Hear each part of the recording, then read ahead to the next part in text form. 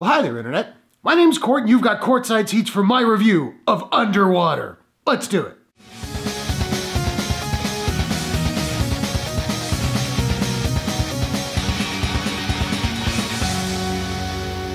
Underwater is an action horror thriller from director William Eubank and 20th Century Fox. The film stars Kristen Stewart, Vincent Cassel, TJ Miller, Jessica Henwick, John Gallager Jr., and Mamoudou Athie. A crew of aquatic researchers work to get to safety after an earthquake devastates their subterranean laboratory. But the crew has more than the ocean seabed to fear. First off, I'd just like to say thanks to my friends at InTheSeats.ca for hooking up the screening. In the Seats is a website based here in Toronto that does TV and movie reviews. They do contests, giveaways. Sometimes I write for them. I will leave a link in the description. I hope you go on over there, show them some love. Now, I am fascinated by the oceans. They're like space, but on Earth. And I'm a sucker for movies like this. In my opinion, James Cameron's best movie isn't T2 or anything like that. It's The Abyss. Fight me. And this movie does have elements of The Abyss, of Alien, of 2017's Life, and of like late 80s undersea sea monster movies like Leviathan. There's a lot of that going on. And I gotta say, I had a lot of fun with Underwater. No, it's not like some high concept sci-fi art film. It's more a trashy little creature feature, and I mean that in a good way. The movie knows what it is for the most part, and we'll get to that later. And I think if you know that going in, you might have a really good time. I had no problems with any of their performances. They all worked for me, but this is very much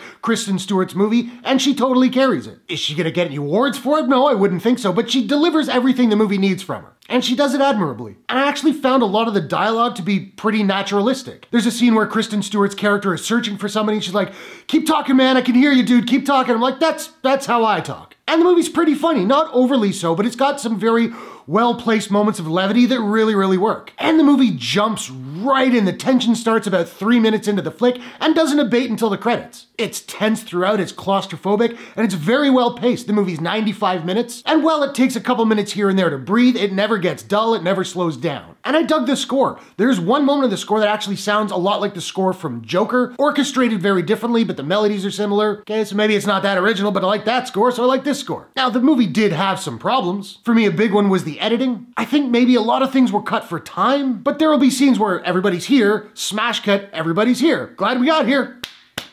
It's like, but how did we get here? What?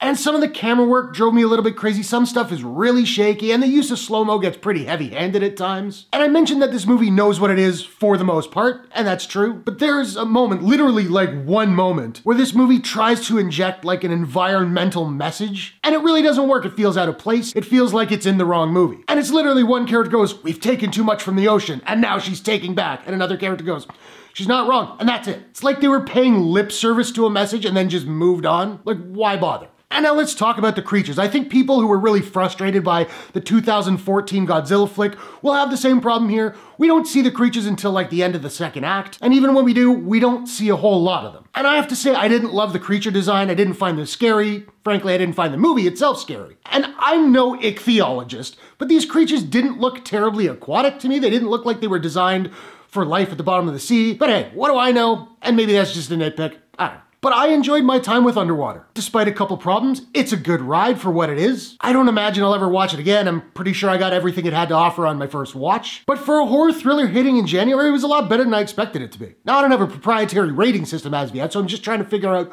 what I'm gonna give Underwater. And I think I'm gonna give Underwater a